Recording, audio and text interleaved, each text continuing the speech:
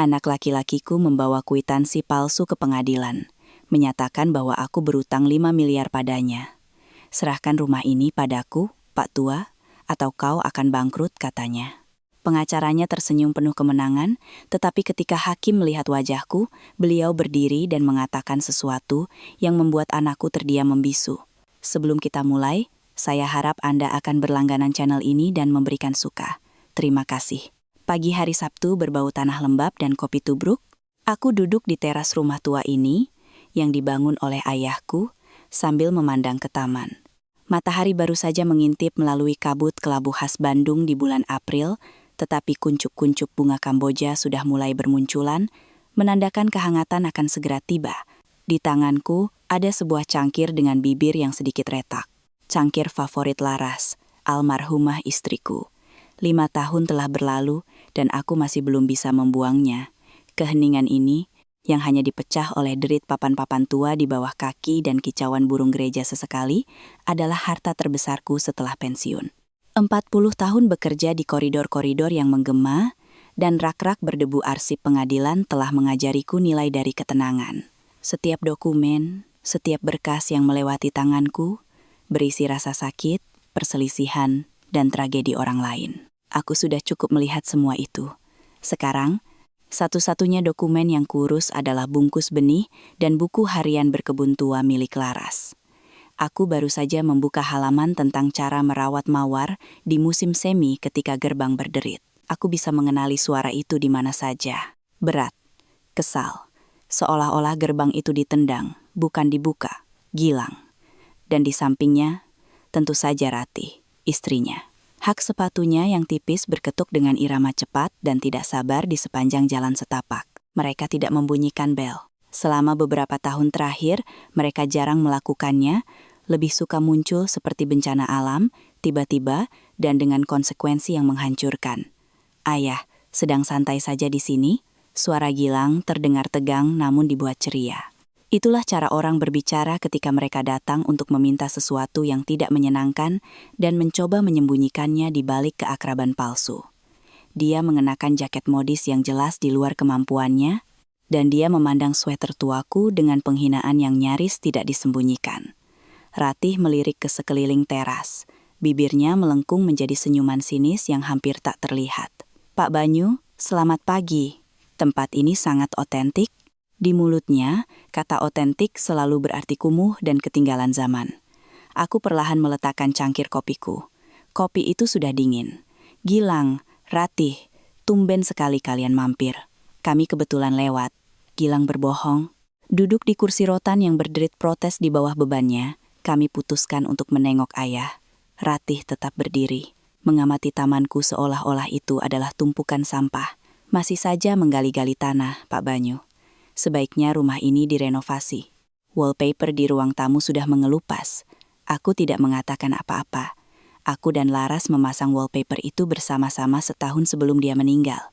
Setiap sambungan, setiap lembarnya, penuh dengan kenangan. Bagi Ratih, itu hanyalah kertas tua. Rasa tidak enak mulai menjalari diriku. Ini bukan sekadar komentar iseng. Ini adalah batu pertama yang dilemparkan ke kolam tenangku.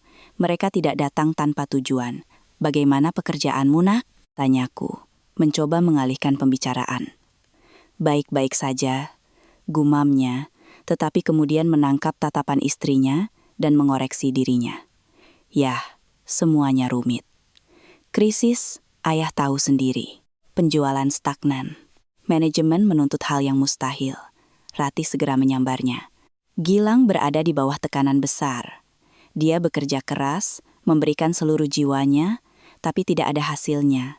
Kami berpikir untuk memulai bisnis kami sendiri. Aku langsung tegang. Percakapan tentang bisnis mereka sendiri selalu berakhir dengan cara yang sama. Memulai bisnis itu risiko besar.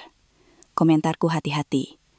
Butuh rencana yang bagus, modal awal, koneksi. Tepat sekali. Modal, seru Gilang. Seolah aku telah mengungkapkan pikirannya. Ayah, itulah yang ingin kami bicarakan. Ada jeda.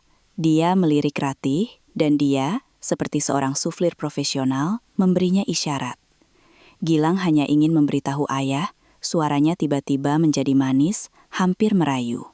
Di masa-masa seperti ini, keluarga harus bersatu, saling membantu. Ayah telah mengajari kami sepanjang hidup bahwa keluarga adalah yang terpenting. Dia melangkah ke arahku, dan aku mencium aroma parfumnya yang kuat dan mahal. Sangat kontras dengan bau tanah dan daun busuk di tamanku. Aroma itu terasa asing, sama seperti mereka saat itu. Mereka duduk di teras yang dibangun ayahku, mempersiapkan permintaan lain, menggunakan kata-kata muluk tentang nilai-nilai keluarga yang telah lama mereka injak-injak. Aku menatap anakku, pada matanya yang gelisah, pada otot-otot rahangnya yang tegang, dan dengan pahit menyadari bahwa dia tidak datang untuk mengunjungi ayahnya, dia datang untuk menilai sebuah aset. Dan aset itu adalah aku. Aku diam-diam menghabiskan kopi dinginku, memberi mereka kesempatan untuk berbicara. Aku telah mempelajari hal terpenting di arsip. Dokumen yang paling penting adalah yang diletakkan lawan di atas meja paling akhir. Beri dia waktu, Gilang, didorong oleh tatapan istrinya, melanjutkan. Jadi, ayah, ada satu pilihan. Dia ragu-ragu mencari kata-kata. Seorang teman menawarkan untuk bergabung. Logistik pengiriman. Itu ide yang bagus. Semua orang sibuk dengan pengiriman akhir-akhir ini, tapi kami butuh investasi cepat. Berapa? Tanyaku langsung. Aku tidak suka basa-basi. Angka selalu lebih jujur daripada kata-kata. 500. Ratih menyela, tidak membiarkan Gilang terjebak dalam basa-basi lagi. Hanya 500 juta. Untuk bisnis seperti ini, itu hanya uang receh. Ini adalah investasi untuk masa depan kita, untuk masa depan cucu-cucumu. Dia selalu menyebut cucu ketika berbicara tentang uang. Meskipun aku tidak punya cucu, dan dilihat dari gaya hidup mereka, memiliki cucu tidak ada dalam rencana. Itu murni manipulasi, jebakan untuk seorang ayah tua yang mereka pikir akan luluh hanya dengan menyebutkan keturunan.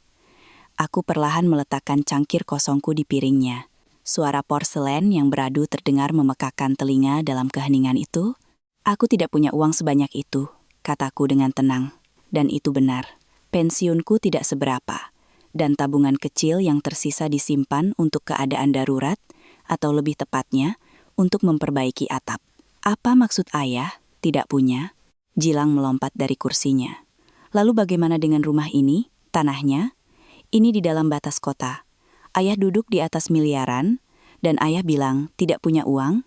Nah, ini dia, dokumen terakhir diletakkan di atas meja. Aku menatapnya. Pada anakku, wajahnya dipenuhi amarah dan kekecewaan dan merasakan sesuatu di dalam diriku hancur. Bukan dendam. Dendam adalah emosi. Aku merasakan sesuatu yang lain.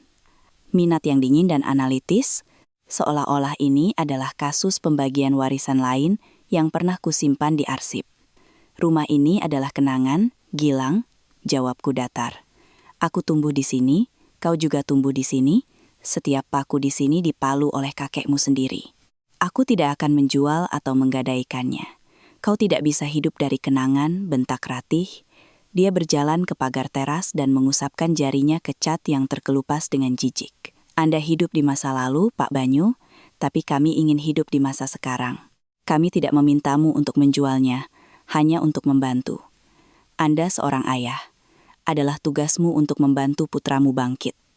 Kata-katanya tentang kewajiban terasa seperti tamparan di wajah. Aku teringat malam-malam tanpa tidur ketika Gilang sakit. Aku teringat bagaimana aku menjual kijang tuaku untuk membayar tahun pertamanya di universitas. Aku menolak perjalanan ke Bali bersama Laras karena putraku butuh komputer baru. Aku pikir aku sudah lama memenuhi kewajibanku. Aku memberimu pendidikan, kataku, menatap lurus ke arah Gilang. Aku membantumu dengan pernikahanmu. Aku meminjamkanmu uang saat mobilmu rusak. Apalagi yang kau inginkan? Aku ingin hidup, bukan hanya bertahan hidup, teriaknya. Aku ingin istriku memakai pakaian yang layak, bukan barang KW, agar kami bisa berlibur seperti orang lain. Dan kau hanya duduk di sini di sarangmu, berpegang pada rongsokan tua, dia melambaikan tangannya ke arah rumah, taman, teras. Segala sesuatu yang menjadi hidupku, dia sebut rongsokan. Saat itulah aku akhirnya mengerti bahwa ini bukan hanya pertengkaran. Ini adalah benturan peradaban. Mereka adalah orang-orang dari zaman baru yang nilainya hanya diukur dengan uang. Aku adalah orang dari aliran lama, yang masih mengenal konsep seperti kehormatan, kenangan, dan martabat. Pembicaraan selesai, kataku berdiri. Punggungku terasa sakit karena tegang. Tidak ada uang. Kita lihat saja nanti, gumam Ratih. Matanya berkilat dingin dan penuh perhitungan. Apa maksudmu? Tanyaku. Tidak ada. Dia tersenyum palsu. Sayang sekali kau tidak mengerti kami. Ayo Gilang, tidak ada urusan lagi di sini. Mereka pergi secepat mereka datang. Gilang bahkan tidak mengucapkan selamat tinggal, hanya membanting gerbang begitu keras hingga kaca jendela bergetar. Aku ditinggal sendirian. Udara di teras terasa berat, aku berjalan ke pagar dan menyentuh cat yang terkelupas. Itu bukan hanya cat, itu adalah lapisan waktu. Di bawahnya ada lapisan lain yang dicat oleh ayahku dan aku. Dan lebih dalam lagi, kayu yang dia ukir sendiri. Bagi Ratih, itu adalah debu.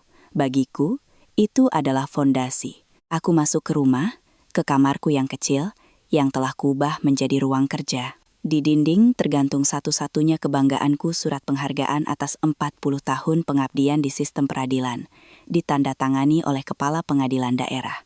Aku mengusap kaca itu. 40 tahun. Aku telah melihat bagaimana keluarga hancur karena uang, bagaimana saudara menjadi musuh, dan bagaimana anak-anak mengusir orang tua mereka ke jalan. Aku selalu berpikir, ini tidak akan pernah terjadi padaku. Betapa salahnya aku. Aku duduk di mejaku dan membuka laci. Di dalamnya, dalam sebuah folder terpisah, ada semua dokumen rumah. Sertifikat hak milik, PBB, akta hibah dari ayahku, semuanya dalam keadaan sempurna. Kebiasaan yang terbentuk selama bertahun-tahun. Sementara mereka menganggapku hanya sebagai kakek tua yang berkebun, aku harus memeriksa arsip utamaku. Fondasi harus kuat, terutama ketika orang-orang terdekatmu mulai menyerangnya. Setelah mereka pergi, aku tidak bisa menemukan ketenangan untuk waktu yang lama. Rumah, yang selalu menjadi bentengku, tiba-tiba terasa rentan. Aku berjalan mondar-mandir di kamar, menyentuh barang-barang, foto-foto tua di dinding. Ini Laras, muda dan tersenyum, menggendong Gilang kecil di lengannya. Ini kami bertiga, dengan latar belakang taman kota yang sama di depan gerbang rumah ini. Kemana perginya semua itu? Mengapa anak laki-laki yang ceria itu berubah menjadi pria yang menganggap ayahnya sebagai gangguan? Untuk mengalihkan perhatian, aku pergi ke taman. Bekerja selalu menjadi obat terbaikku. Aku memutuskan untuk membongkar gudang tua di sudut terjauh properti. Lara sudah lama ingin mengubahnya menjadi dapur musim panas, tetapi tidak pernah kesampaian. Di dalamnya berbau kayu kering, debu, dan waktu. Di bawah tumpukan kotak tua dan peralatan kebun, aku menemukan keranjang rotannya. Di dalamnya, di antara umbi tulip kering dan bungkus benih, ada sebuah kotak kayu kecil. Aku membukanya. Di dalamnya ada surat-surat tua, beberapa foto, dan buku hariannya. Bukan buku harian kebun, tapi yang pribadi. Aku tidak pernah mengizinkan diriku untuk membacanya, tetapi sekarang tanganku meraihnya. Aku membukanya secara acak. Entry itu dibuat beberapa bulan sebelum dia meninggal. Hari ini, Banyu lagi-lagi duduk dengan kertas-kertasnya sampai larut malam. Dia sangat lelah. Semua untuk Gilang, semua untuk masa depannya. Terkadang aku takut, kami memberinya segalanya. Tapi apakah kami mengajarinya untuk menghargai apa yang dia miliki? Dia begitu mudah menerima segalanya begitu saja. Aku takut suatu hari nanti dia akan menerima Banyu begitu saja juga. Tapi Banyuku seperti rumah ini.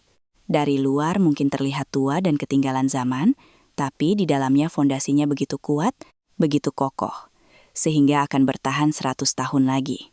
Yang terpenting adalah putraku mengerti ini sebelum terlambat. Aku menutup buku harian itu. Air mata mengalir di pipiku. Dia telah melihat semuanya. Dia mengerti segalanya, bahkan saat itu, dan ketakutannya telah menjadi kenyataan. Kata-kata ini, yang ditulis dengan tulisan tangannya yang kukenal, seolah memberiku kekuatan. Aku tidak punya hak untuk menyerah demi dirinya, demi ingatannya. Aku kembali ke ruang kerjaku dan duduk di meja. Kekuatan tersembunyiku, seperti yang sering kucandai tentang pengalamanku, mulai bangkit. 40 tahun di arsip bukan hanya tentang menata kertas, Itu adalah kemampuan untuk melihat melampaui birokrasi. Aku tahu bagaimana sistem bekerja. Aku tahu bahwa setiap dokumen, setiap tanda tangan memiliki bobot. Aku ingat kasus-kasus di mana orang kehilangan segalanya karena satu koma yang salah tempat. Aku tahu bahwa hukum tidak selalu keadilan, tetapi selalu merupakan aturan. Dan siapapun yang paling tahu aturannya akan menang.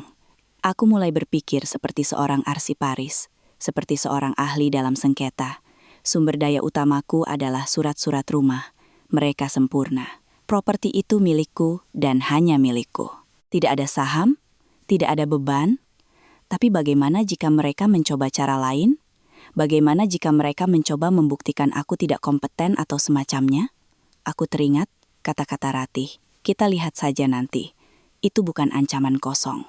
Dia yang paling cerdas di antara mereka berdua.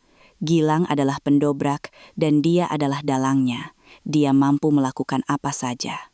Aku harus siap untuk segalanya.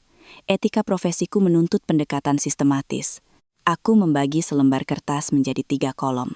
Ancaman potensial, sumber dayaku, dan rencana aksi.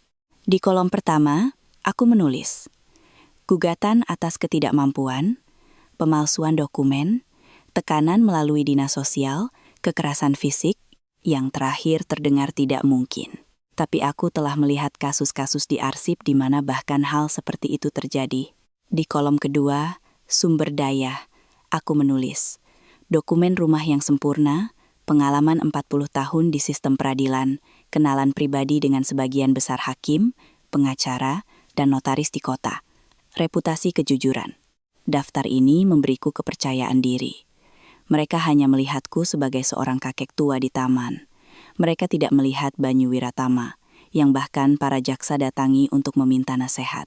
Di kolom ketiga, aku menguraikan langkah-langkah pertamaku, membuat salinan notaris dari semua dokumen rumah dan menyembunyikannya di tempat yang aman, berbicara dengan teman lamaku, pengacara Pak Tirtayasa. Hanya untuk memberitahunya, mengunjungi dokter umum dan menjalani pemeriksaan lengkap, sehingga aku memiliki laporan medis terbaru tentang kondisi kesehatan mentalku. Memasang kamera pengintai di sekitar rumah. Ini baru permulaan.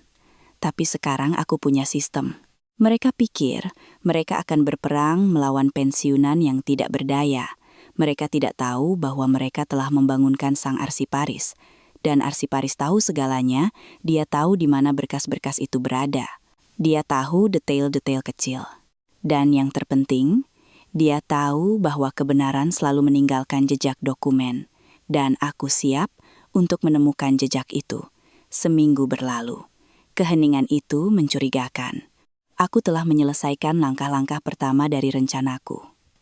Pengacara Tirtayasa, setelah mendengarkanku, hanya menggelengkan kepalanya yang beruban.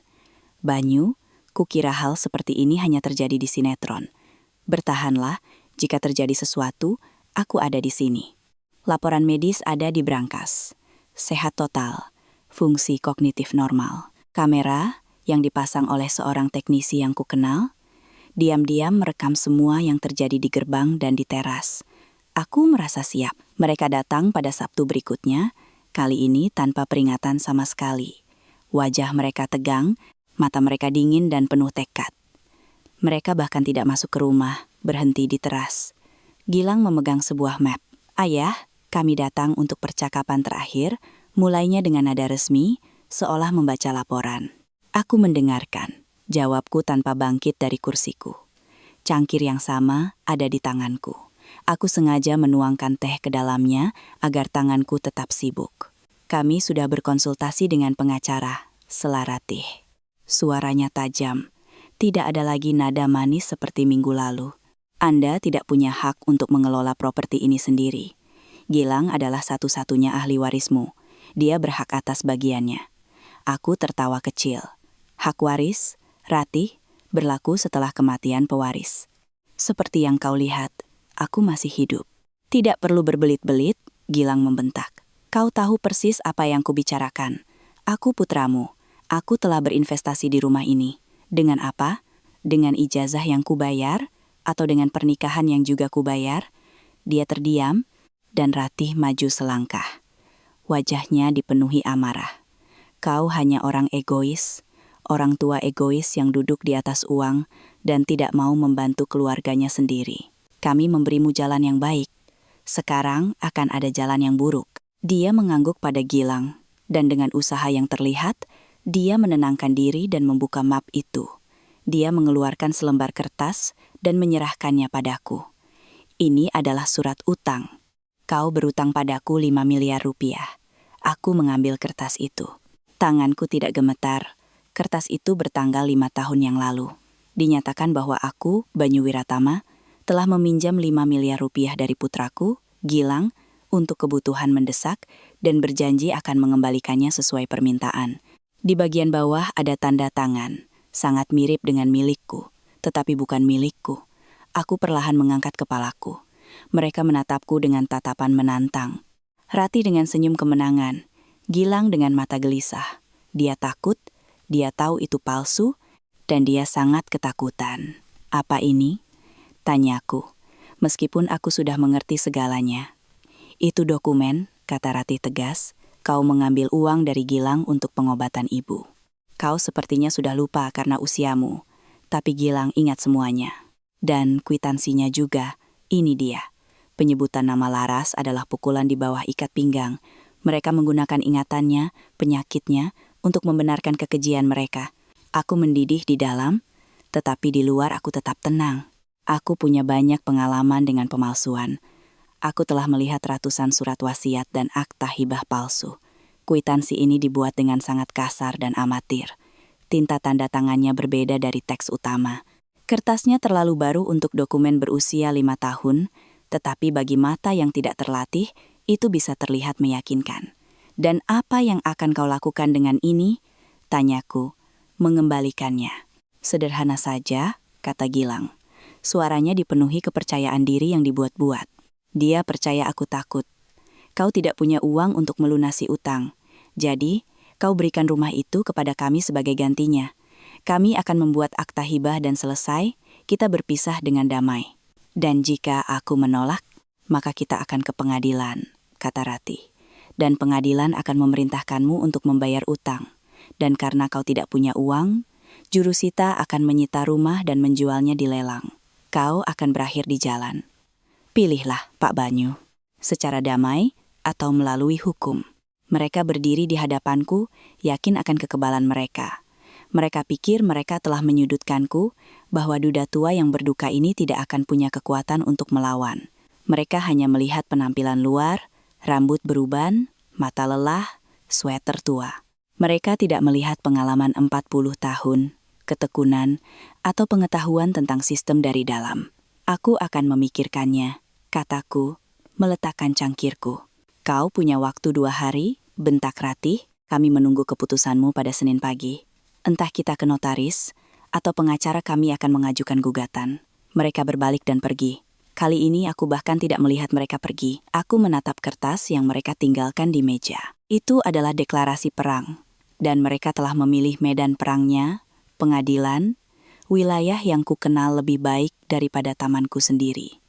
Mereka telah membuat kesalahan fatal. Mereka membawa dokumen palsu ke seorang arsiparis, dan seorang arsiparis tidak memaafkan hal itu. 2 hari yang mereka berikan berubah menjadi 2 hari persiapan intensif. Tidak ada kepanikan atau keputusasaan. Sebaliknya, ada perasaan dingin dan jernih, seperti yang kau rasakan sebelum ujian sulit yang telah kau persiapkan seumur hidupmu. Pada Minggu pagi, aku menelepon Tirta Yasa. Tirta, halo, aku butuh bantuanmu. Mereka sudah bergerak. Apa yang terjadi? Suara pengacara itu khawatir. Mereka membawa surat utang palsu senilai 5 miliar. Mereka mengancam akan menuntut. Hening di ujung telepon. Lalu Tirta Yasa mendesah. Yah, anak-anakmu bukan orang biasa. Bawa kertas ini, mari kita lihat dokumen macam apa itu. Di kantornya, yang berbau buku tua dan tembakau mahal, kami memeriksa kwitansi di bawah kaca pembesar. Dibuat dengan ceroboh, simpul Tirta Yasa. Mereka mencoba meniru tanda tangan, tetapi tekanan penanya berbeda. Beberapa goresan dibuat dengan tergesa-gesa, lalu berhenti. Ini adalah ciri khas pemalsuan. Tapi bukan itu intinya. Lalu apa? Tanyaku. dari mana Gilangmu mendapatkan 5 miliar 5 tahun yang lalu. Saat itu, jika aku tidak salah, dia hanya seorang manajer biasa dengan gaji 10 juta. Hal pertama yang akan ditanyakan pengadilan adalah, dari mana Anda mendapatkan uang itu, anak muda? Dan dia harus membuktikan sumbernya. Aku belum memikirkan itu. Aku fokus pada kertas itu sendiri. Sementara Tirtayasa, seorang strategis sejati, melihat gambaran besarnya. Jadi, langkah pertama kita adalah meminta informasi pendapatan dari kantor pajak untuk periode itu, kataku. Dan secara khusus dari bank. Kita akan meminta laporan rekeningnya. Aku yakin tidak akan ada jejak uang itu di sana. Tirtayasa bersandar di kursinya. Tapi, Banyu, ini hanya pertahanan. Kita butuh serangan. Apa yang kau usulkan? Analisis tulisan tangan secara resmi melalui pengadilan. Itu akan membuktikan pemalsuan, dan begitu kita mendapatkan laporannya, kita akan mengajukan gugatan balik atas penipuan skala besar. Aku mengangguk. Itu adalah langkah yang benar, keras, tetapi sesuatu di dalam diriku ragu-ragu, menempatkan putraku sendiri di penjara. Tirtayasa, melihat keraguanku, berkata lebih lembut. Banyu, aku mengerti, ini putramu, tapi kau juga mengerti, mereka tidak akan berhenti. Hari ini mereka akan memalsukan kwitansi, besok mereka akan menemukan 2 saksi yang melihatmu jatuh dan membentur kepalamu. Lusa mereka akan membawa dokter dan mendiagnosismu dengan demensia. Orang-orang seperti itu harus dihentikan, katanya tiba-tiba dan tegas, atau mereka akan menelanmu dan tidak akan pernah tersedak. Kata-katanya kejam, tapi benar. Aku teringat tatapan dingin Ratih, frasanya yang khas orang tua egois. Mereka tidak melihatku sebagai seorang ayah.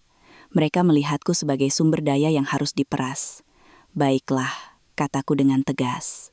Kita akan mengikuti rencanamu. Tapi aku ingin melakukan satu hal lagi. Malam itu aku duduk di meja dan menulis surat, bukan ke pengadilan, tapi untuk Gilang. Nak, ayah telah menerima tawaranmu. Ayah mengerti kau berada dalam situasi putus asa, dan ayah sangat sedih melihatmu siap melakukan hal-hal seperti itu demi uang. Ayah tahu kwitansi itu palsu. Ayah tahu kau tidak pernah punya uang sebanyak itu. Ayah tahu bahwa bukan keserakahanmu yang menjadi penyebab utama, melainkan kelemahanmu dan pengaruh Ratih. Tapi kau tetap putraku, dan ayah ingin memberimu satu kesempatan terakhir. Ayah bersedia membantumu, bukan dengan 5 miliar, tentu saja, tapi dengan sejumlah uang yang cukup untuk menutupi utangmu yang paling mendesak dan memberimu sedikit ruang bernapas. Katakanlah 300 juta, tapi dengan satu syarat. Kau robek kwitansi palsu itu di depan ayah, minta maaf, dan kita lupakan masalah ini selamanya.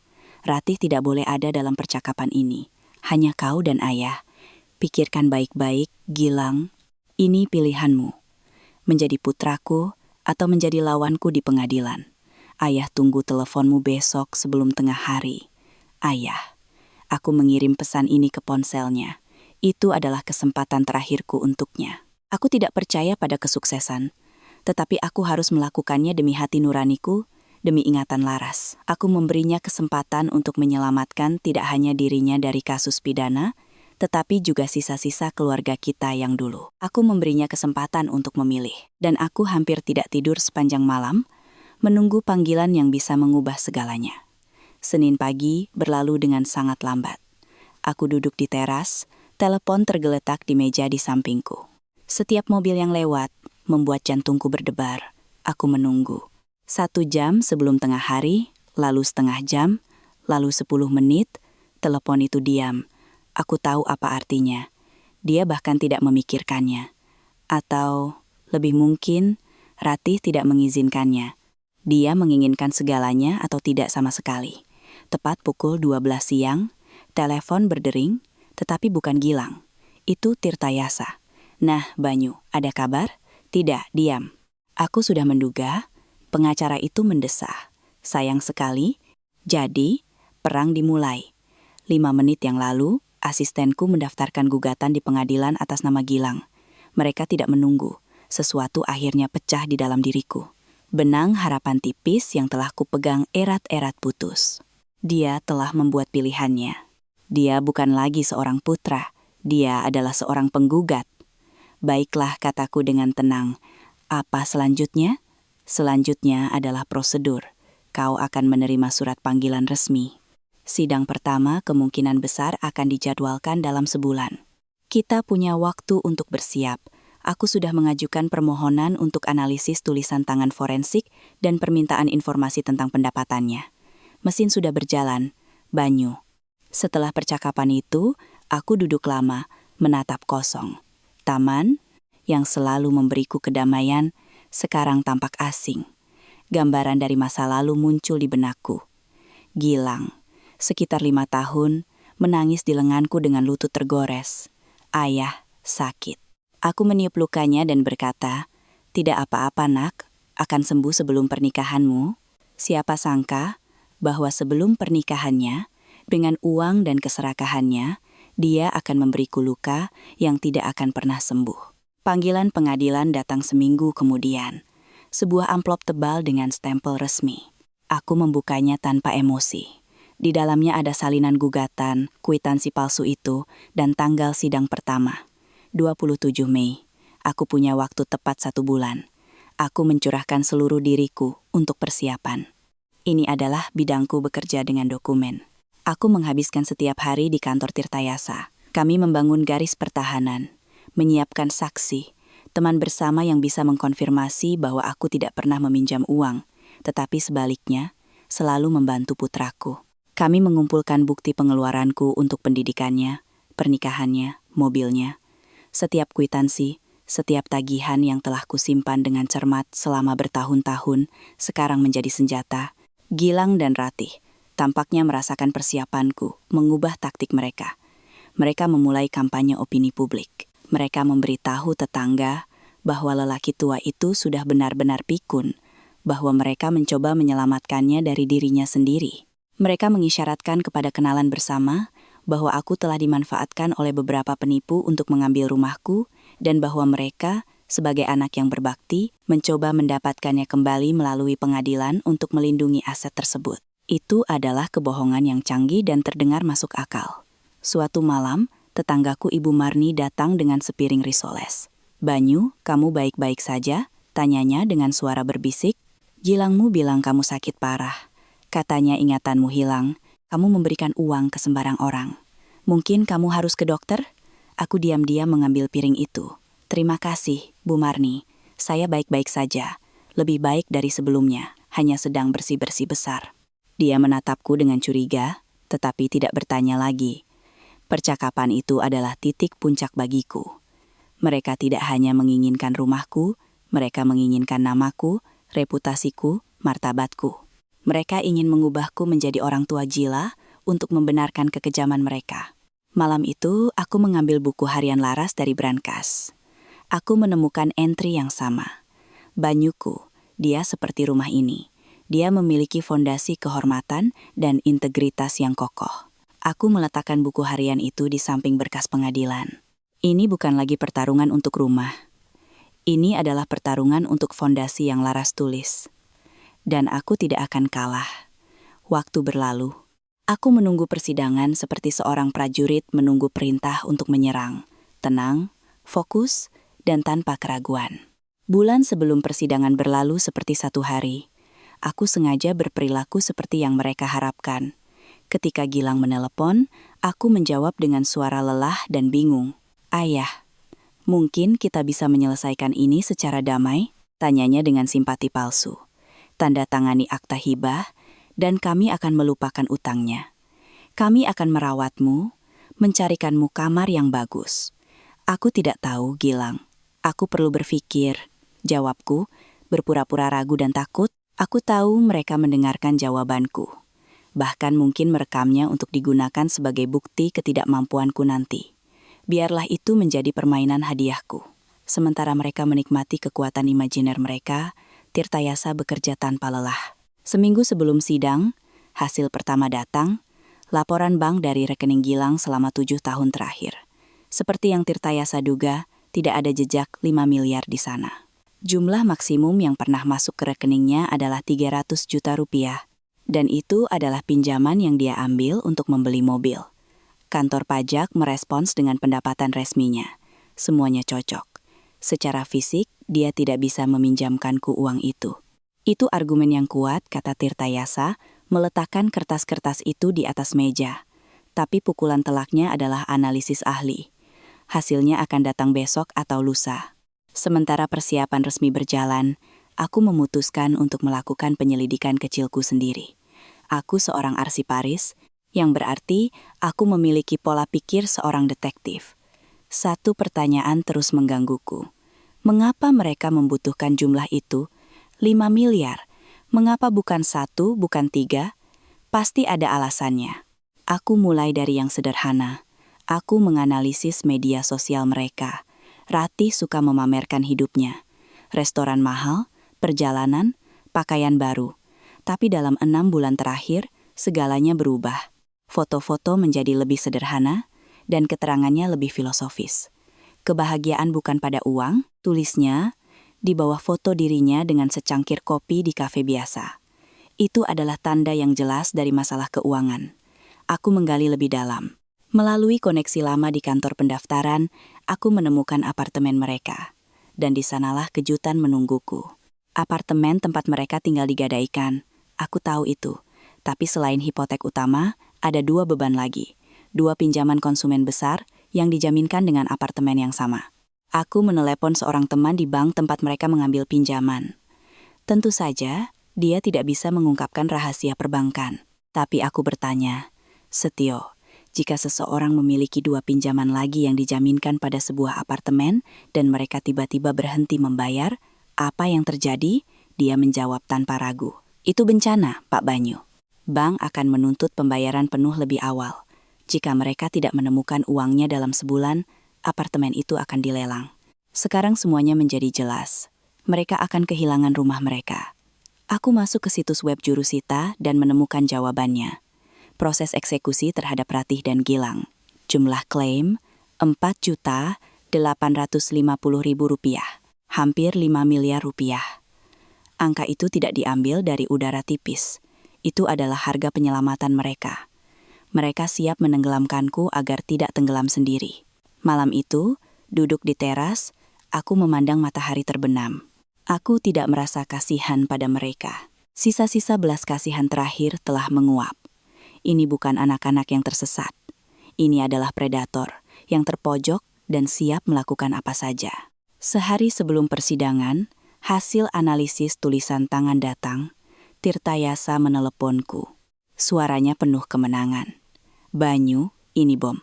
Ahli tidak hanya mengkonfirmasi bahwa tanda tangannya palsu, tetapi juga menyimpulkan dengan kemungkinan besar bahwa itu dibuat oleh putramu, Gilang. Kami berhasil mendapatkan sampel tulisan tangannya dari arsip universitasnya. Sekarang, aku punya segalanya. Motif, bukti kekurangan uang, bukti pemalsuan. Ini selesai. Nah, kataku pada Tirtayasa, besok akan menjadi hari yang menarik. Bukan sekadar hari, Banyu, ini akan menjadi pembantaian. Pengacara itu tertawa, dan jujur saja, mereka pantas mendapatkannya. Malam sebelum persidangan, aku tidur nyenyak. Aku bermimpi tentang Laras.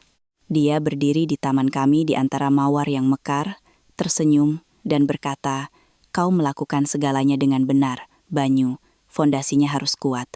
Aku bangun dengan perasaan damai. Besok, aku tidak akan ke pengadilan untuk balas dendam. Aku akan membersihkan nama dan kehormatan keluargaku. Ruang sidang itu kecil dan pengap. Jendela-jendela tinggi menghadap ke alun-alun pusat, tetapi ditutupi dengan tirai krem tebal yang menyebarkan cahaya redup di seluruh ruangan. Ruangan itu berbau kertas tua dan sesuatu yang samar-samar seperti penjara. Aroma yang kukenal dengan baik. Aku duduk di samping Tirtayasa, tenang dan terkendali. Aku mengenakan setelan terbaikku, yang hanya kupakai untuk rapat Dewan Sertifikasi. Gilang dan Ratih duduk di seberangku, di samping pengacara mereka, seorang pria muda yang sombong dengan dasi mahal. Gilang dengan gugup menarik-narik jaketnya dan tidak melihat ke arahku. Ratih, sebaliknya, menatapku dengan kebencian yang tidak disembunyikan. Dia yakin akan kemenangannya. Dia percaya pada kekuatan kekurangajarannya dan pada kenyataan bahwa aku hanyalah seorang kakek tua yang sudah usang. Semua berdiri, sidang dimulai, suara panitera terdengar. Hakim memasuki ruang sidang, dan pada saat itu jantungku berdebar kencang. Itu adalah Surya Kencana. Hakim Surya Kencana. Aku mengingatnya sebagai seorang pemuda, asisten hakim yang sering datang ke arsipku untuk berkonsultasi. Dia cerdas, teliti, dan sangat menghormati para veteran. Aku tidak pernah melihatnya selama sekitar 10 tahun, sejak dia dipindahkan ke pengadilan negeri. Dia telah banyak berubah, menjadi lebih dewasa. Rambutnya beruban, tetapi matanya tetap sama. Cerdas dan tajam.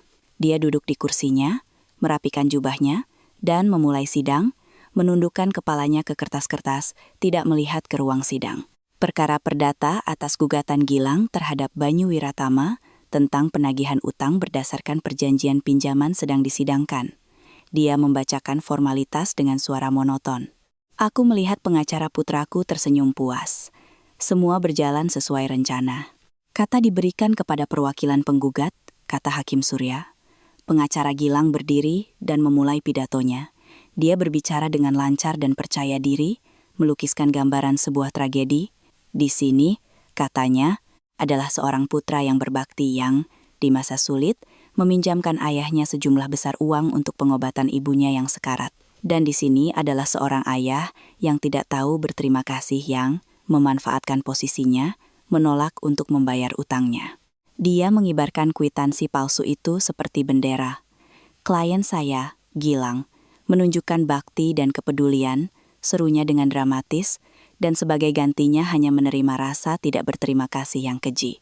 Kami meminta pengadilan untuk memulihkan keadilan dan memerintahkan tergugat untuk mengembalikan utang sebesar 5 miliar rupiah. Pada saat ini, Ratih bahkan berpura-pura menangis terseduh-seduh, menyeka matanya dengan sapu tangan. Itu adalah sebuah drama murahan, tetapi diatur dengan baik. Penggugat, silakan maju, kata Hakim Surya. Gilang, pucat tetapi dengan ekspresi kaku, mendekati mimbar saksi. Apakah Anda mengkonfirmasi semua yang dikatakan oleh perwakilan Anda? Ya, Yang Mulia, jawab Gilang dengan tegas. Ayah saya mengambil uang saya. Ini kwitansinya. Dia berjanji akan mengembalikannya. Hakim Surya mengambil kwitansi itu, memutarnya di tangannya, lalu menatap Gilang. Katakan, penggugat, bagaimana Anda, seorang manajer biasa, memiliki 5 miliar rupiah pada tahun 2019? Gilang ragu-ragu. Pertanyaan itu jelas mengejutkannya. Saya menabung, teman-teman membantu. Teman yang mana? Bisakah Anda memberikan bukti kepada pengadilan tentang keberadaan dana tersebut pada saat penulisan kwitansi, laporan bank, perjanjian dengan teman-teman ini? Tidak, itu tunai, gumamnya. Hakim Surya terkekeh pelan dan menyisihkan kwitansi itu. Kemudian dia melihat ke arah meja tergugat. Tergugat Banyu Wiratama, silakan maju. Aku berdiri dan berjalan perlahan ke mimbar saksi. Saat aku berjalan, setiap langkah bergema dalam keheningan yang menyusul. Aku berdiri di depan hakim. Surya Kencana menatapku dari balik kacamatanya. Dia mempelajari wajahku dengan saksama, seolah mencoba mengingat sesuatu.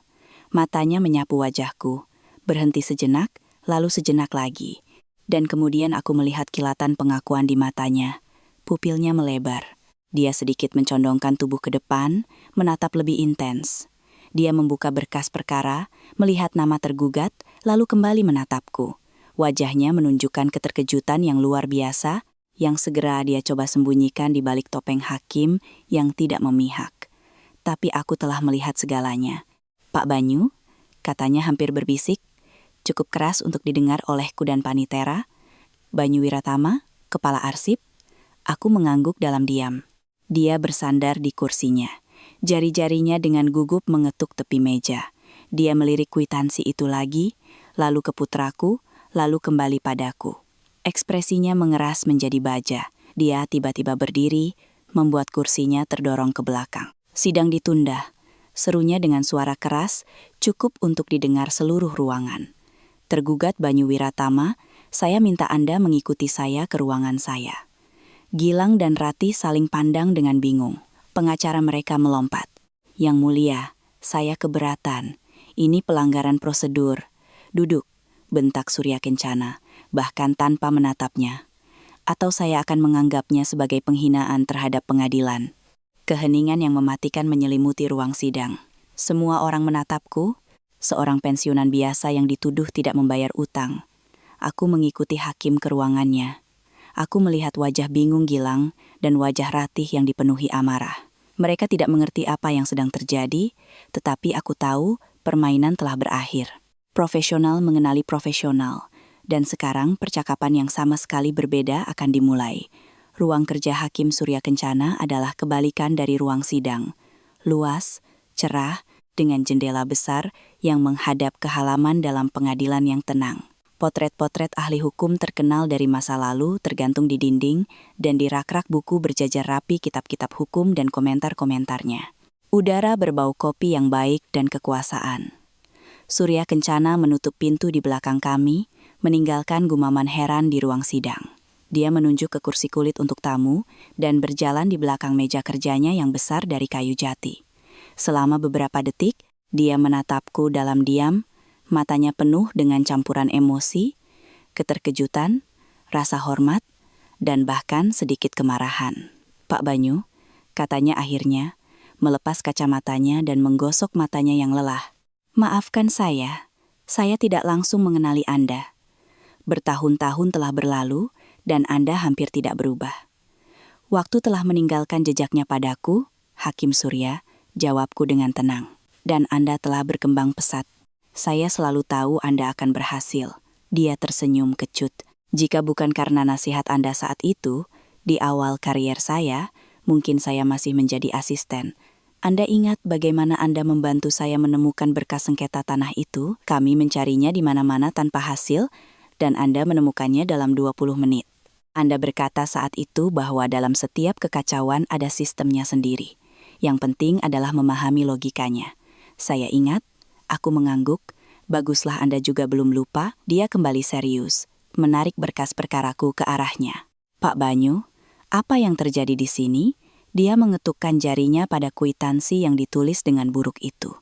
"Ini putra Anda. Saya melihat data pribadinya. Gilang, ini semacam lelucon. Sandiwara yang absurd. Sayangnya, Hakim Surya, ini bukan sandiwara, ini adalah kehidupan." Aku berbicara dengan tenang, tanpa emosi, menyajikan fakta-fakta seperti yang telah kulakukan sepanjang hidupku. Aku menceritakan segalanya, tentang kematian Laras, tentang membesarkan putraku sendirian, tentang masalah keuangannya dan menantuku, tentang permintaan mereka, tentang ancaman mereka, dan akhirnya tentang kwitansi itu. Aku berbicara dengan datar, tanpa keluhan atau tuduhan, hanya sebuah narasi fakta. Surya Kencana mendengarkan tanpa menyela. Wajahnya menjadi semakin muram. Ketika aku selesai, dia terdiam selama beberapa menit, mengetuk-ngetukkan jarinya di atas meja. "Saya telah melihat banyak hal, Pak Banyu," katanya akhirnya. "Saya telah melihat anak-anak saling menuntut warisan, bahkan sebelum jenazah orang tua mereka dingin. Saya telah melihat saudara memalsukan tanda tangan satu sama lain, tapi seorang putra melakukan ini pada ayahnya. Ini sudah keterlaluan." Dia berdiri dan berjalan ke jendela, tangannya di belakang punggung. "Ini kwitansi palsu. Itu jelas bahkan tanpa pemeriksaan ahli. Saya telah menangani ribuan dokumen dengan tanda tangan Anda selama bertahun-tahun. Tulisan tangan Anda sangat khas, tegas, kaligrafis. Dan ini," dia mengangguk ke arah meja, "adalah parodi yang menyedihkan. Kami memiliki permohonan untuk menunjuk ahli," kataku, "dan bukti bahwa dia tidak mungkin memiliki uang itu. Itu tidak akan diperlukan." Bentaknya berbalik ke arahku. "Atau lebih tepatnya, itu akan diperlukan, tetapi dalam kerangka kasus yang berbeda." Aku menatapnya dengan bertanya, "Pak Banyu, Anda bukan hanya mantan kolega bagi saya. Anda adalah salah satu orang yang mengajari saya apa arti hukum dan kehormatan. Dan saya tidak akan membiarkan orang seperti itu dipermalukan di ruang sidang saya. Putra Anda dan istrinya tidak hanya melakukan tindakan keji. Mereka melakukan kejahatan, percobaan penipuan dalam skala yang sangat besar, dan mereka akan bertanggung jawab untuk itu." Suaranya menjadi setajam pisau. "Ini bukan lagi Surya, asisten hakim yang bingung. Ini adalah Hakim Surya Kencana, pemegang kekuasaan hukum." "Apa yang akan Anda lakukan?" tanyaku. "Saya akan kembali ke ruang sidang," katanya, mengenakan kacamatanya. "Saya akan segera menolak gugatan mereka untuk penagihan utang.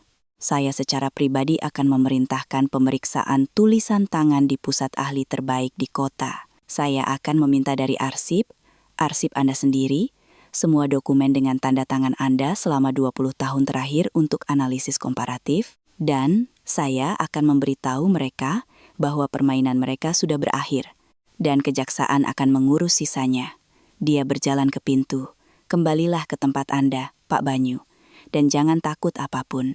Di rumah ini, dia menunjuk ke sekeliling kantornya, Anda dihormati, dan tidak ada yang akan mengecewakan Anda. Aku meninggalkan kantornya dengan perasaan yang sudah lama tidak kurasakan. Bukan kegembiraan kemenangan, melainkan rasa keadilan yang dipulihkan. Aku berjalan menyusuri koridor. Dan rasanya seolah-olah aku kembali bekerja, kembali ke elemenku, di mana untuk setiap kebohongan ada berkas kebenaran, untuk setiap pemalsuan ada yang asli. Mereka tidak hanya membangunkan seorang lelaki tua. Mereka telah membangunkan raksasa yang telah tertidur selama 40 tahun di bawah tumpukan arsip berdebu. Dan sekarang, raksasa itu telah bangkit. Ketika aku kembali ke ruang sidang, keheningan yang tegang menyelimuti. Gilang, Ratih, dan pengacara mereka menatapku, mencoba membaca hasil negosiasi rahasia di wajahku. Aku duduk tanpa melirik mereka. Wajahku tanpa ekspresi. Ketenangan ini adalah keterampilan profesional. Kau tidak bisa menunjukkan emosi di arsip, atau kau akan tenggelam dalam tragedi orang lain. Sesaat kemudian, Hakim Surya Kencana kembali ke ruang sidang. Dia duduk di kursinya dan memandang ruangan dengan tatapan berat, berhenti di meja penggugat. Sidang dilanjutkan, katanya. Suaranya menjadi beberapa nada lebih rendah dan lebih tajam. Pengadilan telah memeriksa materi yang disajikan. Mengingat adanya keraguan yang beralasan tentang keaslian surat utang, serta perlunya memverifikasi kemampuan finansial penggugat pada saat dugaan pembuatannya, pengadilan memutuskan sidang ditunda. Pengacara Gilang melompat. Yang mulia, kami menuntut sidang segera. Duduk, Hakim Surya memotongnya, suaranya menjadi logam. Saya belum selesai. Pengadilan, atas inisiatifnya sendiri, memerintahkan pemeriksaan forensik yang komprehensif. Pertama, pemeriksaan tulisan tangan untuk menentukan keaslian tanda tangan tergugat. Kedua, teknis forensik untuk menentukan usia dokumen. Saat dia berbicara, aku melihat Ratih mencengkeram tangan Gilang. Wajahnya menjadi pucat.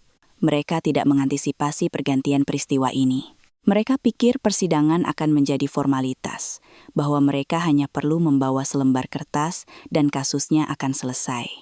Selain itu, lanjut Surya Kencana, pengadilan mengirimkan permintaan resmi ke Direktorat Jenderal Pajak dan semua bank besar di wilayah tersebut untuk informasi tentang pendapatan dan transaksi rekening Gilang untuk periode dari 2017 hingga 2020. Gilang merosot di kursinya. Dia mengerti, dia menyadari bahwa kebohongannya akan dibedah di bawah mikroskop. Selama masa pemeriksaan ahli dan menunggu jawaban atas permintaan, sidang ditunda. Para pihak akan diberitahu tentang tanggal sidang berikutnya. Sidang ditutup. Dia mengetuk palu, berdiri dan pergi tanpa melirik siapapun. Keheningan yang mematikan menyelimuti ruang sidang selama beberapa detik. Kemudian pengacara Gilang berbalik ke arah mereka dan mendesis, "Apa ini? Apa yang kalian katakan padanya? Dia kenalanmu?" "Kami melihatnya untuk pertama kalinya." Gilang tergagap.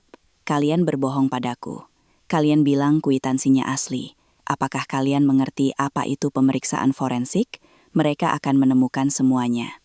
Pengacara itu dengan cepat mulai memasukkan kertas-kertasnya ke dalam tas. "Saya tidak ikut serta dalam sandiwara ini lagi. Selesaikan sendiri." Dia berbalik dan berjalan cepat ke pintu keluar, melirik mereka dengan jijik. Mereka ditinggal sendirian di aula yang kosong. Aku berdiri dan dengan tenang berjalan ke arah mereka. Ratih menatapku, matanya penuh amarah dan ketakutan. "Ini kau, desisnya. Kau yang mengatur semua ini. Kau bersekongkol dengannya." "Aku, Ratih? Aku hanya datang ke pengadilan atas panggilanmu. Aku tidak meminta hakim untuk masuk ke ruangannya. Dia memanggilku sendiri. Mungkin karena dia orang yang baik, dan langsung melihat di mana kebenaran dan di mana kebohongan." Gilang diam. Dia duduk dengan kepala di tangannya, bergoyang maju mundur. Dia benar-benar hancur. Seluruh rencananya, Semua kepercayaan dirinya yang palsu hancur berkeping-keping dalam 10 menit. Ini belum berakhir, gumam Ratih, berdiri. Kami akan mencari pengacara lain. Kami akan membuktikan kau menekannya. Semoga berhasil, kataku, merendahkan suaraku sehingga hanya dia yang bisa mendengar. Tapi ingat baik-baik, Ratih, sumpah palsu dan pemalsuan dokumen adalah pasal pidana. Dan Hakim Surya Kencana bukan tipe orang yang akan membiarkan hal seperti itu lolos. Pikirkan baik-baik. Aku berbalik dan berjalan ke pintu keluar, meninggalkan mereka dalam kehancuran mereka. Matahari bersinar di luar, dan aku menghirup udara kebebasan dalam-dalam. Aku tahu ini belum final, tetapi aku telah memenangkan pertempuran utama. Mereka pikir mereka memainkan permainan mereka, tetapi sebenarnya mereka telah masuk ke wilayahku. Dan di wilayah ini, aku belum pernah kalah selama 40 tahun. Gilang dan Ratih menghabiskan minggu berikutnya dalam kepanikan. Mereka tahu bahwa analisis ahli akan mengungkap penipuan mereka dan dengan panik mencari jalan keluar. Mereka meneleponku, memohon agar aku mencabut gugatan, menawarkan untuk bernegosiasi. Aku tidak menjawab. Mereka datang ke rumah dan mengetuk pintu. Aku tidak membukanya. Kamera dengan dingin merekam keputusasaan mereka. Mereka menyadari jerat di leher mereka semakin erat, dan itu adalah jerat yang mereka anyam sendiri untukku. Hampir 2 bulan berlalu. Selama waktu ini, aku tidak berbicara dengan Gilang atau Ratih. Upaya mereka untuk menghubungiku berhenti setelah aku menyampaikan pemberitahuan resmi melalui Tirtayasa. Setiap kontak akan dianggap sebagai upaya untuk menekan tergugat. Mereka diam, meringkuk, seperti hewan yang menunggu tembakan pemburu. Pada pertengahan Juli, aku dipanggil ke pengadilan untuk meninjau hasil pemeriksaan forensik. Aku datang ke kantor yang sama, tempat aku berbicara dengan Surya Kencana. Kali ini, Tirtayasa juga ada di sana. Sebuah map tebal berisi laporan dari pusat forensik tergeletak di atas meja. "Selamat, Pak Banyu," kata Surya Kencana, menyerahkan dokumen itu kepadaku. "Semuanya persis seperti yang kita duga, bahkan lebih baik." Aku membaca laporan itu. Ditulis dalam bahasa yang kering dan akademis, tetapi intinya sangat jelas. Ahli grafologi dengan kepastian mutlak menetapkan bahwa tanda tangan pada kwitansi itu bukan milikku. Selain itu, perbandingan dengan sampel tulisan tangan Gilang dari esai dan aplikasi kampusnya menetapkan bahwa dialah yang memalsukan tanda tangan itu. Pemeriksaan teknis kertas dan tinta menunjukkan bahwa dokumen itu dibuat tidak lebih dari 6 bulan yang lalu, bukan 5 tahun seperti yang tertera pada tanggalnya. "Ini bencana total bagi mereka," kata Tirtayasa, menggosok tangannya dengan puas. "Mereka tidak punya satu kesempatan pun. Tapi itu belum semuanya," tambah Surya Kencana. Dia mengeluarkan folder lain. Itu adalah tanggapan dari bank dan kantor pajak. Seperti yang diduga, tidak ada jejak 5 miliar dari putraku yang ditemukan. Tetapi sesuatu yang lebih menarik ditemukan. Dia memberiku salinan laporan, dan aku membacanya. Pinjaman kecil yang tak terhitung jumlahnya, kartu kredit yang terlambat, utang yang belum dibayar, dan yang terburuk, perintah eksekusi dari bank untuk menagih hampir 5 miliar rupiah dari hipotek. "Mereka bangkrut," kataku pelan. "Lebih buruk lagi," tambah Surya Kencana. "Mereka adalah penipu yang mencoba menyelesaikan masalah mereka dengan mengorbankanmu sambil melakukan tindak pidana."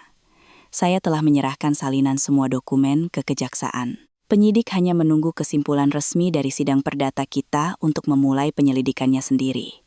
"Kapan sidang berikutnya?" tanyaku. "Lusa, pukul 10 pagi. Saya pikir akan singkat." Hakim itu terkekeh. Cuaca pada hari persidangan mencerminkan suasana umum. Langit mendung, gerimis turun. Gilang dan Ratih duduk membungkuk di kursi mereka. Tidak ada sisa kepercayaan diri mereka yang dulu. Mereka punya pengacara baru, seorang pria tua yang lelah, yang jelas-jelas mengambil kasus ini tanpa antusiasme, hanya untuk bayaran. Surya Kencana memasuki ruang sidang dan memulai tanpa basa-basi. Pengadilan telah menerima hasil pemeriksaan ahli yang ditunjuk dan jawaban atas panggilan pengadilan. Dia mengambil laporan ahli grafologi. Menurut ahli, tanda tangan pada surat utang yang diajukan oleh penggugat tidak dibuat oleh tergugat, Banyu Wiratama. Keheningan total di ruang sidang. Terdengar Ratih menarik napas tajam. Selanjutnya, Lanjut hakim. Pemeriksaan teknis menetapkan bahwa dokumen tersebut dibuat dalam periode antara Januari dan Maret tahun ini. Pengacara Gilang membisikkan sesuatu ke telinganya, tetapi dia hanya menggelengkan kepalanya. Dia tertegun. Akhirnya, Surya Kencana menyisihkan pemeriksaan ahli dan mengambil laporan bank.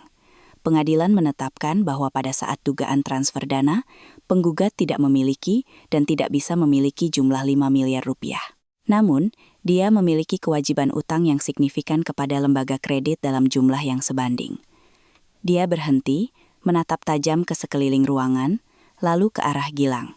Penggugat, apakah Anda punya sesuatu untuk dikatakan mengingat keadaan ini? Gilang perlahan berdiri. Wajahnya pucat pasi, bibirnya bergetar. Saya, Yang Mulia, ini adalah kesalahan. Kesalahan? Tanya Surya Kencana. Kesalahan adalah menempatkan koma di tempat yang salah. Membawa dokumen palsu ke pengadilan untuk secara curang mengambil properti ayahmu sendiri disebut sesuatu yang lain. Aku menatap putraku. Pada saat itu, aku tidak merasa kasihan padanya. Aku tidak merasa puas. Aku hanya merasa kosong. Inilah hasil dari hidupnya, dari pilihan yang telah dia buat. Seorang pria berusia 42 tahun berdiri di pengadilan seperti penjahat kecil yang tertangkap basah. Pengadilan akan reses untuk mempertimbangkan putusan, kata Surya Kencana. Tetapi semua orang di ruangan itu mengerti bahwa putusan sudah dibuat. Itu hanya formalitas. Aku duduk dan menunggu, menatap dinding kosong di depanku. Kisah yang telah kubaca selama 40 tahun di berkas orang lain sekarang ditulis tentang diriku sendiri, dan aku tahu bagaimana akhirnya. Penantian itu tidak lebih dari 15 menit, tetapi bagi Gilang dan Ratih, itu pasti terasa seperti selamanya. Ketika Hakim Surya Kencana kembali ke ruang sidang, tidak ada keraguan di wajahnya. Dia duduk dan, tanpa melihat para pihak, mulai membacakan putusan pengadilan. Suaranya monoton dan objektif, seperti metronom yang menghitung detik-detik terakhir kehidupan mereka. Setelah memeriksa materi perkara, mendengarkan para pihak, memeriksa hasil pemeriksaan forensik dan dokumen yang diperoleh atas permintaan, pengadilan memutuskan gugatan Gilang terhadap Banyu Wiratama tentang penagihan utang berdasarkan perjanjian pinjaman ditolak seluruhnya, karena tidak berdasar dan tidak terbukti. Ratih menutupi wajahnya dengan tangannya. Gilang berdiri dengan kepala tertunduk, seolah menunggu pukulan, tapi itu baru permulaan. Selanjutnya, lanjut Surya Kencana, suaranya menjadi lebih keras. Selama persidangan, fakta-fakta telah ditetapkan yang menunjukkan adanya unsur-unsur tindak pidana berdasarkan pasal 378 KUHP. Penipuan yang dilakukan dalam skala yang sangat besar. Dia mengangkat kepalanya dari kertas dan menatap lurus ke arah Gilang. Pengadilan melihat dalam tindakan penggugat dan perwakilannya yang melarikan diri, sebuah niat untuk secara curang mengambil properti orang lain melalui penipuan dan penyalahgunaan kepercayaan dengan menggunakan dokumen palsu. Ruangan itu sunyi senyap. Bahkan jam tua di dinding sepertinya berhenti berdetak. Berdasarkan hal di atas, Surya Kencana menegaskan, pengadilan menganggap sebagai tugasnya untuk mengirimkan salinan materi perkara perdata ini kepada Jaksa Penuntut Umum Daerah untuk dipertimbangkan dan diputuskan mengenai dimulainya proses pidana terhadap warga negara Gilang dan warga negara Ratih sebagai kemungkinan kaki tangan. Mendengar kata-kata ini Ratih menjerit. Gilang terhuyung dan berpegangan pada pagar. Pengacara mereka dengan cepat membisikkan sesuatu, tetapi mereka tidak lagi mendengarnya. Sidang selesai. Surya Kencana mengetuk palu. Suara itu kering dan tajam, seperti tembakan. Dia berdiri dan keluar. Semuanya sudah berakhir. Orang-orang di aula mulai bubar, melirik Gilang dan Ratih dengan rasa ingin tahu dan jijik. Mereka tetap duduk di bangku mereka, dua orang yang hancur dan dipermalukan. Aku berdiri, tertayasa menepuk pundakku. Keadilan telah menang, Banyu? Ya, jawabku pelan. Tapi tidak ada kegembiraan di dalamnya. Aku perlahan berjalan ke pintu keluar. Saat aku melewati mereka, Gilang menatapku. Tidak ada lagi kesombongan atau kebencian di matanya, hanya kekosongan dan keputusasaan. Ayah, bisiknya. Aku berhenti, tetapi tidak berbalik. Aku tidak bisa menatapnya. Kau memilih jalan ini sendiri, Gilang, kataku, menatap lurus ke depan. Kau berhenti menjadi putraku pada hari kau membawa pemalsuan itu ke rumahku. Sekarang kau hanyalah warga negara yang akan memiliki masalah sangat serius dengan hukum, dan aku tidak bisa membantumu di sini. Aku keluar dari pengadilan ke jalan, hujan telah berhenti. Seberkas sinar matahari pucat menerobos awan. Aku menarik napas dalam-dalam. Udaranya segar dan bersih. Aku berjalan menyusuri jalan, tidak memperhatikan kemana aku pergi. Hanya ada satu pikiran di kepalaku, semuanya sudah berakhir. Kotoran telah dibersihkan. Fondasi telah berdiri. Malam itu, seorang penyidik dari kejaksaan menelponku. Pak Banyu, selamat malam. Kasus pidana telah dibuka. Putra Anda dan istrinya sedang diinterogasi dan telah mengaku. Bagus, hanya itu yang bisa kukatakan. Mereka ingin bertemu dengan Anda. Mereka ingin meminta maaf. Katakan pada mereka, kataku setelah hening sejenak, bahwa sudah terlambat. Seharusnya mereka meminta maaf lebih awal. Aku menutup telepon. Aku duduk di kursi di teras, di tempat yang sama di mana semuanya dimulai. Aku memandang taman. Hari mulai gelap. Aku berpikir tentang bagaimana Gilang akan menghadapi proses hukum bertahun-tahun, mungkin bahkan penjara. Kehidupan Ratih hancur, dan aku memiliki masa tua yang sepi. Tapi itu adalah masa tua yang terhormat. Di rumah yang telah kupertahankan, dengan nama yang telah kujaga, dan dengan hati nurani yang bersih. Dan ini adalah hal yang paling berharga. 6 bulan berlalu.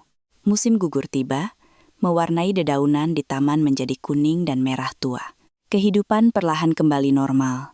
Tetapi itu adalah ritme yang sama sekali berbeda, tenang, tertutup, dan damai. Kasus pidana Gilang dan Ratih berakhir. Berkat pengakuanku dan fakta bahwa mereka tidak pernah benar-benar mengambil propertiku, pengadilan memberikan hukuman yang relatif ringan. Gilang dijatuhi hukuman 3 tahun penjara dengan masa percobaan, Ratih 2 tahun.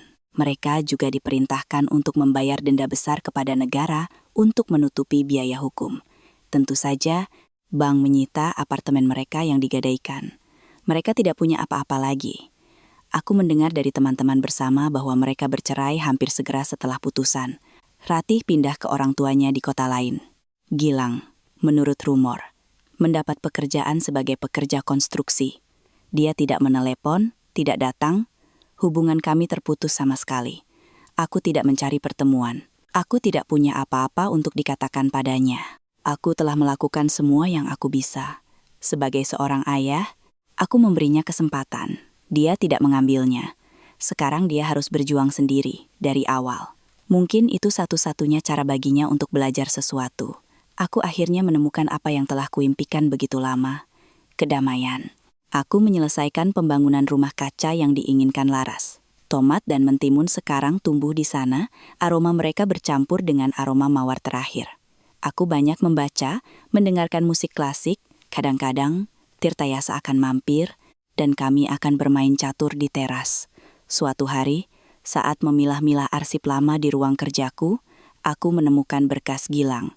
Aku melihatnya, pada perwujudan rasa sakit dan pengkhianatan ini, lalu, tanpa berpikir, aku melemparkannya ke perapian. Kertas-kertas itu terbakar, dan nyala api yang terang menerangi ruangan sejenak. Aku melihat api melahap kwitansi palsu, gugatan, laporan ahli. Masa lalu harus tetap di masa lalu. Malam itu, saat api di perapian meredup, terdengar ketukan pelan di pintu. Aku terkejut. Aku tidak mengharapkan siapapun. Aku membuka pintu. Gilang berdiri di sana. Dia telah banyak berubah, kurus, tampak lelah. Jaket mahalnya digantikan oleh pakaian kerja sederhana. Tangannya kapalan dan memar. Dia tidak menatap mataku. "Halo, ayah," katanya pelan. Aku diam-diam minggir, membiarkannya masuk. Dia masuk dan berhenti di lorong, ragu-ragu untuk melangkah lebih jauh. "Aku tidak datang untuk meminta apa-apa," katanya, meremas-remas topi tuanya di tangannya. "Aku hanya ingin mengatakan, kau benar tentang segalanya." Dia akhirnya menatapku. Untuk pertama kalinya dalam bertahun-tahun, aku tidak melihat kesombongan, iri hati, atau keserakahan di matanya, hanya kelelahan yang luar biasa dan sesuatu yang menyerupai penyesalan. "Aku bekerja di konstruksi," lanjutnya. Aku mengangkat kantong semen, menyewa kamar di rumah kos. Dan kau tahu, untuk pertama kalinya dalam hidupku, aku mengerti bagaimana rasanya mendapatkan uang sungguhan dengan tanganku sendiri. Dan aku menyadari apa yang coba kurampas darimu. Bukan rumahmu, tapi hidupmu. Hidupmu dan hidup kakek. Dia terdiam, menelan ludah dengan susah payah. Aku tidak meminta pengampunan. Aku tidak pantas mendapatkannya. Aku hanya ingin kau tahu. Aku mengerti. Kami berdiri dalam diam. Angin musim gugur berdesir di luar jendela. Aku menatapnya, putraku yang berusia 42 tahun, yang sepertinya baru mulai dewasa. Mau minum teh? Tanyaku. Dia menatapku dengan heran dan mengangguk. Kami duduk di dapur, minum teh dengan biskuit sederhana. Kami tidak berbicara tentang masa lalu. Kami berbicara tentang cuaca, harga batu bata, dan betapa dinginnya musim dingin tahun ini. Itu adalah percakapan yang aneh, canggung, tetapi dengan caranya sendiri, benar. Saat dia hendak pergi, dia berhenti di pintu. Ayah, bolehkah aku datang sesekali? Tidak sering, hanya untuk membantumu. Pagar perlu diperbaiki, atap perlu ditambal. Datanglah, kataku, jika kau punya waktu. Dia pergi. Aku menutup pintu dan kembali ke dapur. Cangkir kosongnya ada di atas meja. Aku tidak tahu apa yang akan terjadi selanjutnya. Apakah kami akan pernah bisa menjadi keluarga yang utuh lagi? Apakah aku akan memaafkannya sepenuhnya? Aku tidak tahu, tapi aku tahu satu hal. Malam itu, bukan seorang penuntut, bukan seorang penipu, melainkan seorang putra yang hilang yang datang ke rumahku. Dan mungkin itu adalah hasil terpenting dari seluruh cerita ini. Bukan kemenangan di pengadilan, melainkan kesempatan untuk membuktikan bahwa bahkan fondasi yang paling busuk pun bisa dibersihkan.